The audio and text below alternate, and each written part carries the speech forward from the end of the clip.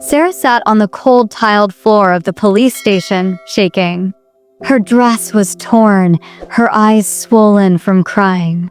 The officer in front of her kept asking the same question, "Who did this to you?"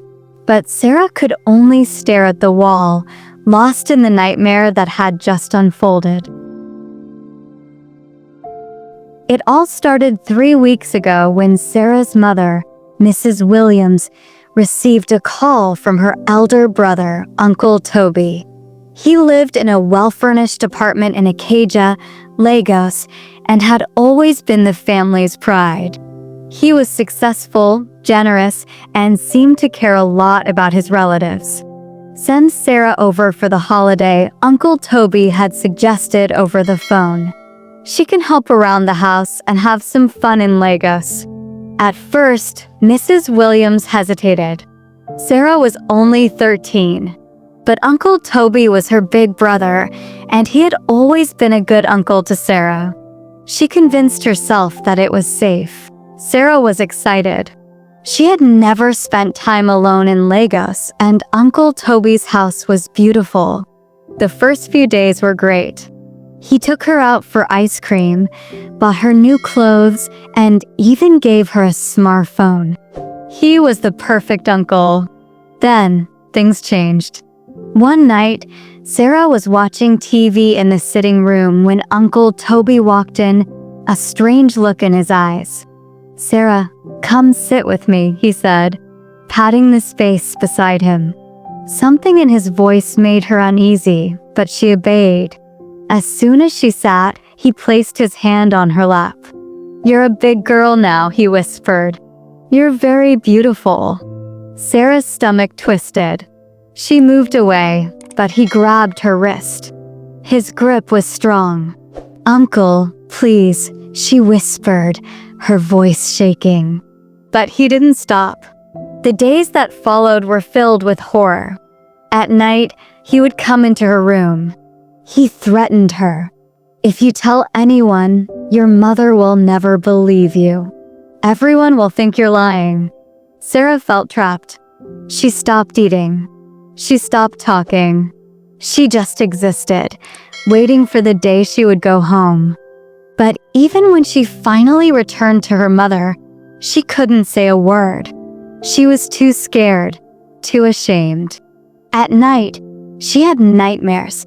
Images of Uncle Toby's shadow looming over her, the sound of his whispering voice echoing in her ears. She would wake up drenched in sweat, but she couldn't scream. Every time she thought of telling someone, she heard his voice in her head. "No one will believe you." One afternoon, while sweeping the veranda, Sarah's neighbor, an elderly woman named Mama Nkechi, noticed her distant expression. "My dear, are you okay? You look tired," she said gently. Sarah hesitated. Her lips parted as if she was about to speak, but then fear took over. She simply nodded and muttered, "I'm fine, Ma." Mama Nkechi watched her for a long time, suspicion in her eyes, but said nothing. Sarah walked away, her heart pounding. "I should have told her, but what if he finds out?" she thought. Then, one evening, Mrs. Williams noticed the bruises on Sarah's arms. She saw the way her daughter flinched when anyone touched her. "Sarah, what happened?" she asked gently. Sarah burst into tears. She couldn't hold it in anymore. Between sobs, she told her mother everything. Rage filled Mrs. Williams. She wasted no time. The next morning, she took Sarah to the police station. But before she left, she confronted Uncle Toby. "You monster! What have you done to my daughter?" she screamed, her eyes blazing with fury. Uncle Toby scoffed. "You believe her? She's a child. Children lie." Then explained the bruises, the fear in her eyes. She shot back. He sighed and tried to pull out his wallet. "Let's not blow this out of proportion. Take this money. We can settle this like family." Mrs. Williams slapped the money out of his hands. "You think this is about money?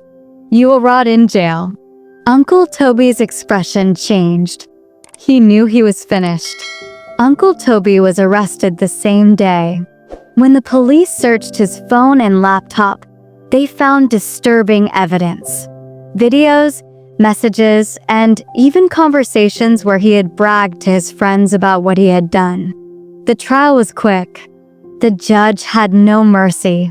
"For your crimes against a child, you are sentenced to life imprisonment," the judge declared.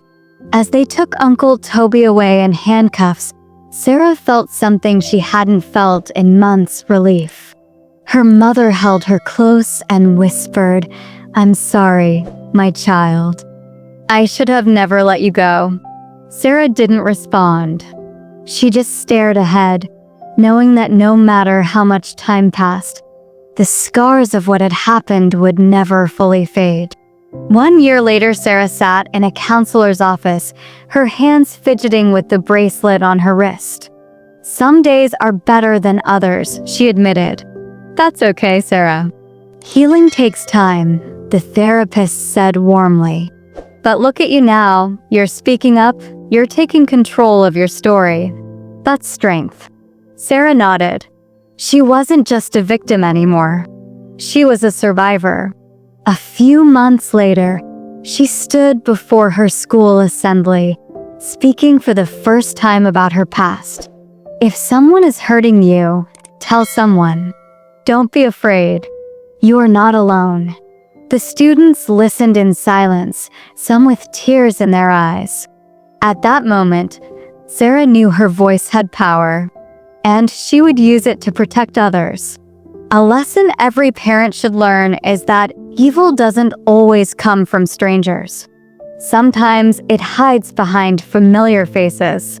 If your child seems scared, withdrawn, or different after staying with a relative, listen. Protect them. Because not everyone who calls themselves family can be trusted. Don't forget to like, share, and subscribe as I end this video. Thank you.